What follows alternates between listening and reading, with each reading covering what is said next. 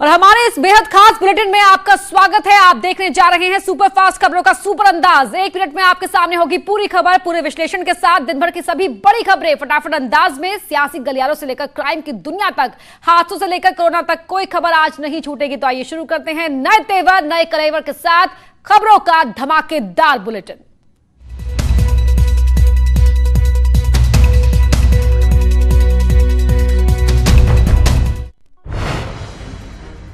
America में पढ़ाई कर रही गौतम बुद्ध नगर में रहने वाली सुदीक्षा की मौत की गुत्थी उलझती जा रही है।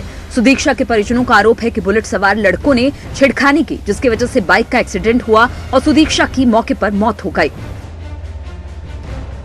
हमारे पीछे थे, फिर उन्होंने अपनी बाइक मंदी करके, हमारी बाइक आगे निकली, उन्होंने पीछे मंदी करके और फिर हमारे पीछे से एकदम आए और हमारे आगे आके एकदम उन्होंने ब्रेक मारे। लेकिन पुलिस और प्रशासन का दावा है कि इस पूरे मामले में छेड़खानी जैसी कोई बात नहीं। सुदीक्षा अपने चाचा नहीं बल्कि भाई के साथ जा रही थी। उनके सामने एक मोटरसाइकिल जा रही थी जिसमें ब्रेक लगाने की वजह से एक्सीडेंट हो गया और टकरा करके गिरने पे, रोड से हिट होने पे लड़की के चोट आई और बाद में उसको अस्पताल ले गए। वहाँ पे उसकी डेथ हो गई अनफॉर्चुनेटली। एक तरफ सुदीक्षा के परिवार के दावे हैं तो दूसरी ओर पुलिस प्रशासन के। ऐसे में उलझकर रह गई है सुदीक्षा की मौत की असली वजह।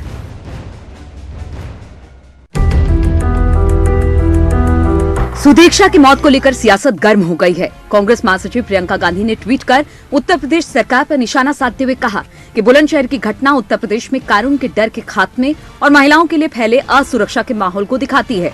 ऐसा प्रतीत होता है कि प्रशासन छेड़खानी की घटनाओं को गंभीरता से नहीं लेता। इसके लिए व्यापक फेरबदल की जरूरत है। महिलाओं पर होने वाले हर तरह के अपराध पर जीरो टॉलरेंस होना चाहिए।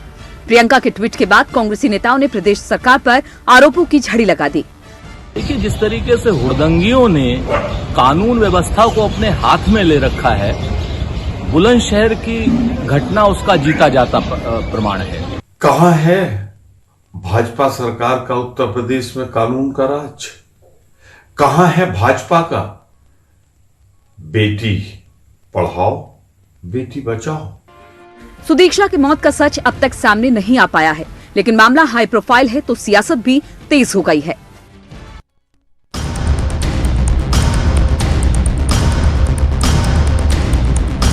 बागपत की सुबह कातिलों ने खून से रंग दी। बागपत में बीजेपी के पूर्व जिला अध्यक्ष संजय खोखर मॉर्निंग वॉक पर निकले थे, लेकिन उसी वक्त कुछ बदमाश बाइक से आते हैं और गोलियों से भूनकर उनकी हत्या कर देते हैं। संजय खोखर की मौके पर ही मौत हो जाती है। लोगों ने संजय खोखर की डेड बॉडी देखी तो पुलिस को इत्तला किया। पुलिस ने शूटआउट की जगह को कब्जे में ले लिया और जांच शुरू कर दी। संजय खोखर रोजाना की तरफ मॉर्निंग वॉक पे आए थे, तो आज सवेरे कुछ लोगों ने उनकी गोली मार करके हत्या कर दी। हम लोग यहाँ मौके पर हैं। तो प्रथम दृष्टया पूछताछ में रिंसन मामला प्रकाश में आया है। पुलिस को लगता है कि मामला रंजिश में कत्ल का है। वहीं इस घटना पर सीएम योगी ने दुख जताते हुए ट्वीट किया है। साथ ही पुलिस को 24 घंटे के अंदर कार्रवाई और जवाबदेही तय करने के निर्देश भी दिए हैं। मुरादाबाद के कटघर में एक निजी अस्पताल में कमीशन के चक्कर में एक बच्चे की जान चली गई। यहाँ शबाना नाम की एक महिला की डिलीवरी हुई, जिसने एक बच्चे को जन्म दिया। इसी अस्पताल में उसकी सास बतौर आशा नर्स तैनात थी। शबाना की सास का एक फोन ऑडियो पुलिस को मिला है। इसमें आशा, रेशमा और डॉक्टर गुलजार के बीच कमीशन को लेकर बातचीत हो रही थी। वहीं घटना के बाद से आशा वर्कर रेशमा और आरोपी डॉक्टर गुलजार फरार है। तो मैंने उनसे बोला तो मेरी सास सगी और डॉक्टर गुलजार यहाँ का बहचिया का वो चैम्बर में डॉक्टर शकील से बातें करी उन्होंने। डॉक्टर शकील ने आन के मुझसे ये कहा कि बोले 2 दिन अपने बच्चों को और रख दो, क्योंकि उनकी कमीशन देनी थी उसे। मेरे बच्चे को 2 दिन और रखा। फिर मैंने कहा मैंने डॉक्टर साहब भेज दो, मैंने की बच्चा सही है, दूध भी पी रहा है, रो भी रहा है। तो बोले ठीक है मैं भेज रहा हूँ आज। फिर डॉक्टर शकील से बात हुई तो फिर उन्होंने बोला अच्छा 2 दिन और रख लो। फिलहाल पुलिस मामले की जांच कर आरोपियों की तलाश में जुट गई है। अब 16 साल का था खलनायक, देख ली उससे गाड़ी में बत्ती और देख ली। कौशाम्बी में 2 युवकों की फायरिंग का वीडियो तेजी से वायरल हो रहा है। अब 16 साल का था खलनायक, देख ली उससे गाड़ी में बत्ती और देख ली। कौशाम्बी के पूरा मुफ्ती इलाके के उजहिनी गांव के रहने वाले ये दोनों युवक ग्राम प्रधान के भतीजे हैं। वीडियो में दोनों युवक एक के बाद एक फायरिंग करते हुए दिखाई दे रहे हैं। वीडियो रात के अंधेरी में बनाया गया है, लेकिन दोनों युवकों का चेहरा साफ तौर से नजर आ रहा है। वीडियो में दोनों युवक अवैध असलहे की नली पकड़कर फायरिंग करते हुए दिखाई दे रहे हैं। एक वीडियो वायरल आया है जिसमें दो युवक अवैध असलहों से फायरिंग कर रहे हैं। इस वीडियो की जांच कराई जा रही है। प्रकरण कहाँ का है, उसके साक्ष्य जैसा मिलता है, स्थान का पता चलता है तो उस पर कार्रवाई करेंगे। पुलिस वायरल वीडियो के दोनों युवकों की तलाश में जुट गई है।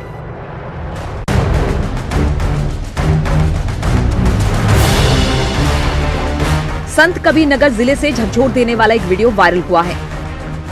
इस वायरल वीडियो में एक मासूम बच्चा अपने जख्मी पिता को ठेले पर लेकर कोतवाली पहुंचा। बताया जा रहा है कि उसके पिता को कुसमी दाढ़ी गांव में दबंगों ने पीट दिया था, जिसमें शख्स गंभीर रूप से जख्मी हो गया। जिसके बाद मासूम बच्चे ने अपने पिता को ठेले पर लादकर पुलिस से न्याय दिलाने की गुहार लगाई है। इसको तत्काल पुलिस ने संज्ञान लिया और एनसीआर नंबर 268/20 323/504 आईपीसी में पंजीकृत किया। इसके बाद तत्काल पुलिस के द्वारा अपने संसाधन से इनको जिला अस्पताल भेजा गया। 4 लोगों के खिलाफ एनसीआर पंजीकृत है, जिनके नाम मनीष, कनई, गुड्डू और कीकू। एनसीआर पंजीकृत है, बाकी कार्रवाई की है। वहीं पुलिस ने मामले पर तुरंत कार्रवाई करते हुए आरोपियों पर मुकदमा दर्ज किया और पीड़ित को अस्पताल में भर्ती कराया।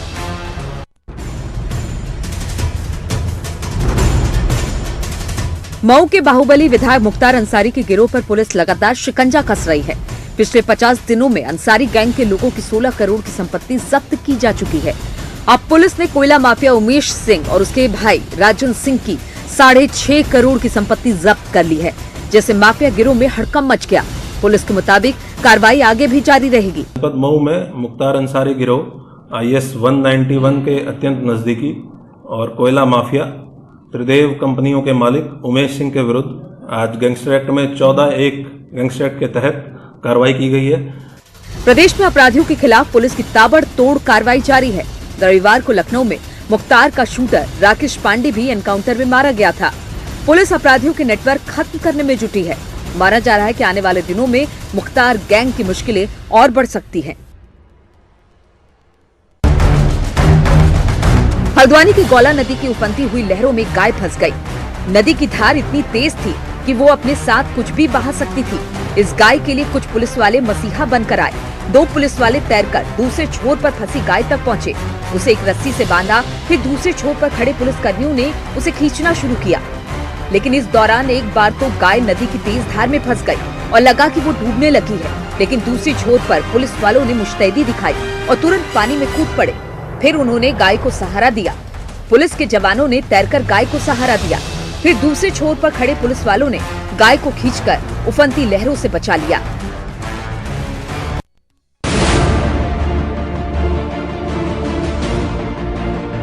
रुद्रप्रयाग में केदारनाथ में लगातार बारिश से लोगों का जनजीवन अस्त व्यस्त हो चुका है।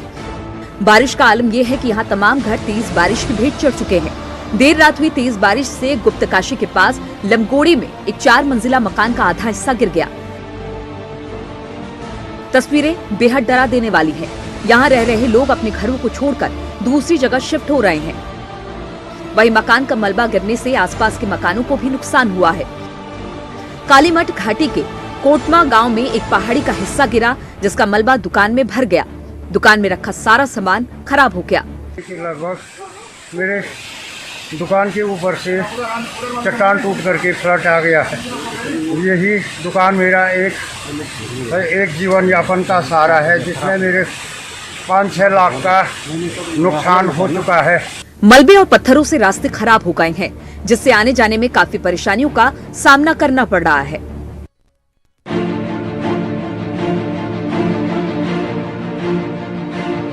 चमोली में भारी बारिश की वजह से आफत आ गई। यहाँ तेज बारिश के चलते एक पेड़ टूटकर सड़क पर आ गिरा। वहीं पहाड़ से आए मलबे और पत्थरों ने भी रास्ता रोक दिया। गोपेश्वर की तरफ जाने वाली सड़क भी कई जगह पर मलबा गिरने से बंद हो गई। मलबा गिरने से बद्रीनाथ हाईवे, लामबगड़, पागल नाला, काली मंदिर की तरफ जाने वाले रास्ते बंद हो गए। चमोली में बारिश से आए मलबे से मुख्य बाजार तिराहे के पास एक दुकान तबाह हो गई। दुकान पर पेड़ गिर गया, जिसे हटाने का काम जारी है। ये सुबह आज मलबा आया, आपदा से जो नुकसान हुआ, ये हमारा गोदाम था और काफ़ी टाइम से मेरा गोदाम है, यहाँ नुकसान काफ़ी तरह का नुकसान हो गया। एक कबीदार था और जान हानि नहीं हुई, ऊपर गए। जगह जगह एनडीआरएफ की टीम रास्ते को खोलने में जुटी है, लेकिन लगातार हो रही बारिश के कारण रास्ता खोलने के काम में कई दिक्कतें आ रही हैं।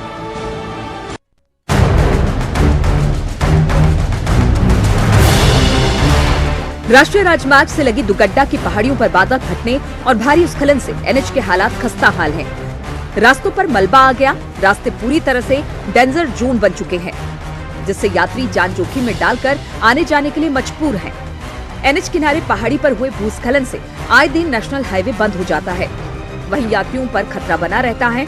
अकेले कोटद्वार से दुगड्डा के 15 किलोमीटर की सड़क पर 4 जगह डेंजर जोन बन चुके हैं, जहां पर सड़क ढह चुकी है। वहीं आने जाने वाले लोगों को सुरक्षित निकालने के लिए एक पुलिसकर्मी तैनात है, जो खतरे से बचाते हुए लोगों को निकालने में मदद कर रहा है।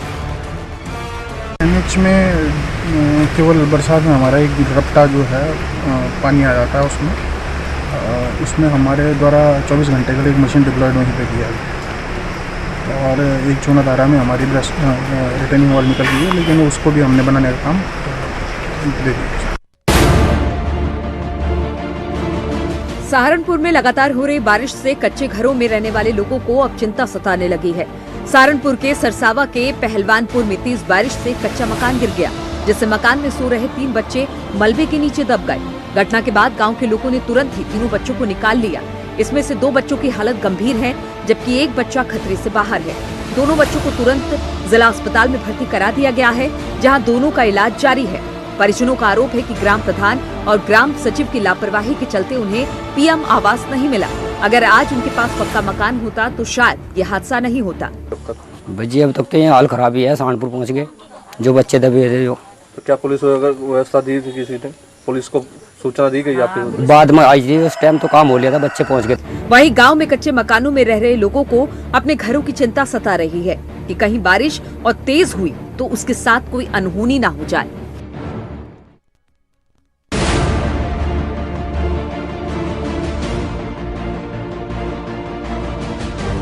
राम मंदिर आंदोलन के अगुआ और विश्व हिंदू परिषद के अध्यक्ष रहे दिवंगत अशोक सिंघल को भारत रत्न देने की मांग उठी है।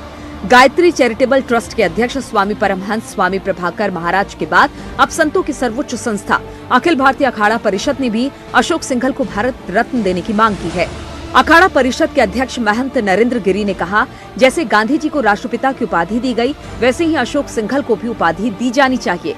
उन्होंने कहा कि अखाड़ा परिषद जल्द ही बैठक कर एक प्रस्ताव पास करेगी और पीएम मोदी, गृह मंत्री अमित शाह और उत्तर प्रदेश के सीएम योगी आदित्यनाथ को इस बारे में पत्र लिखेगी।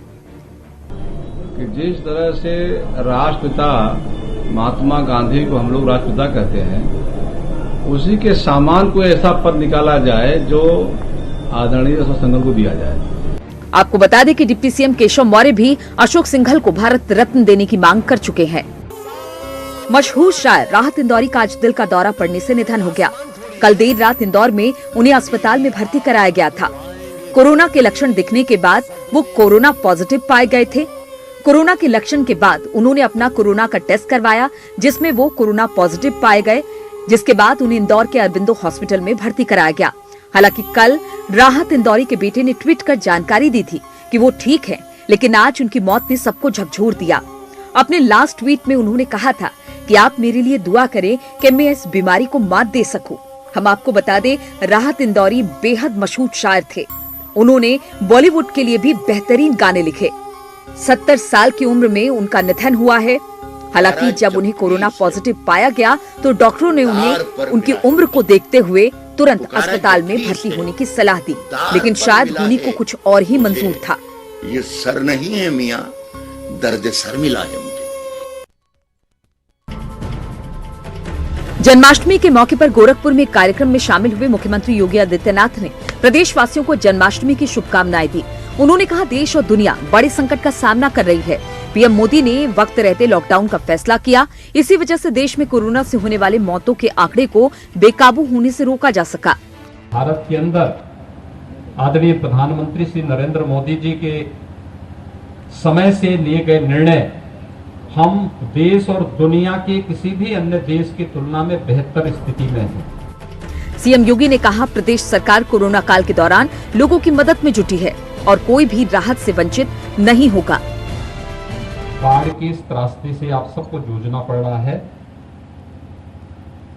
और इसलिए आप सबके साथ आपके इस दुख में सहभागी बनने के लिए आज मैं विशेष रूप से यहाँ पर आया हूँ। सीएम योगी ने एक बार फिर अपील की कि कोरोना से बचने के लिए 2 गज की दूरी बनाए रखना बेहद जरूरी है। गोरखपुर में पर्यटन उद्योग को गति देने के लिए यहां पर 50 हेक्टेयर में फॉरेस्ट सिटी बनाने की तैयारी है। केंद्र सरकार ने देश में 200 शहरों में 10 से 50 हेक्टेयर में फॉरेस्ट सिटी बनाने का ऐलान किया था। उन शहरों में गोरखपुर को भी शामिल किया गया है। जंगल तिकोनिया में बनने वाली इस फॉरेस्ट सिटी में लोगों को एक अलग एहसास मिलेगा। सेंट्रल गवर्नमेंट ने स्कीम लॉन्च की थी सिटी फॉरेस्ट की। इसके अंदर 200 शहरों को पूरे देश भर में चूज किया गया है जहां पर सिटी फॉरेस्ट डेवलप की जाएगी।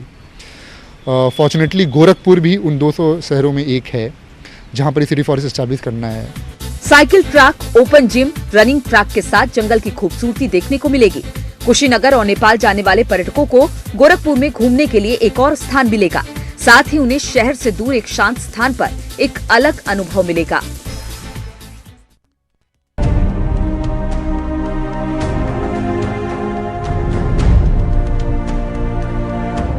दुनिया की पहली कोरोना वायरस वैक्सीन अप्रूव हो गई है। रूस के राष्ट्रपति व्लादिमीर पुतिन ने मंगलवार को इस बात का ऐलान कर दिया। उन्होंने कहा कि रूस में बनी पहली कोविड-19 वैक्सीन को हेल्थ मिनिस्ट्री से अप्रूवल मिल गई है। पुतिन ने यह भी बताया कि उनकी बेटियों को यह टीका लगाया जा चुका है और वो दोनों ठीक हैं।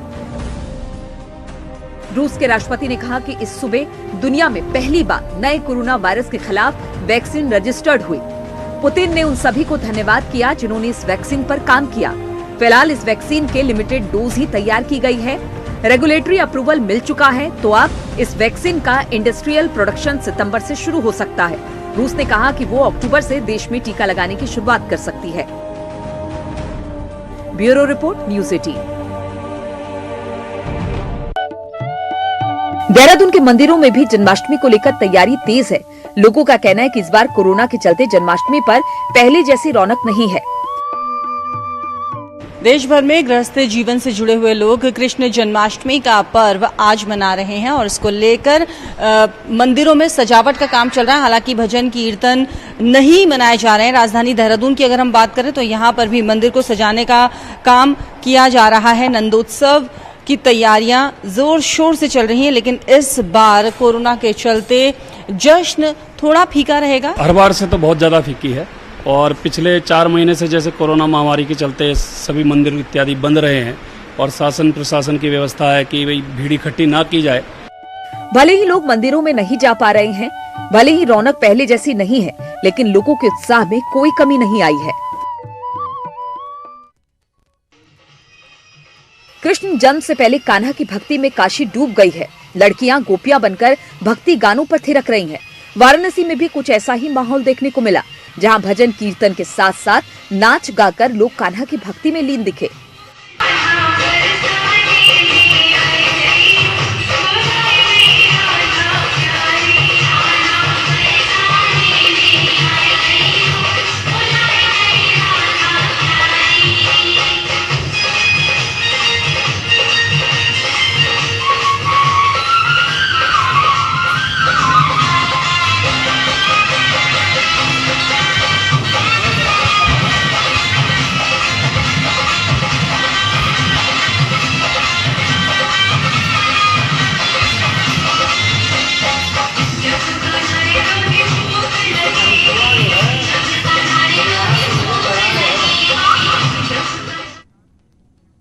और यहां रुकेंगे एक छोटे से ब्रेक के लिए, जल्द लौटते हैं।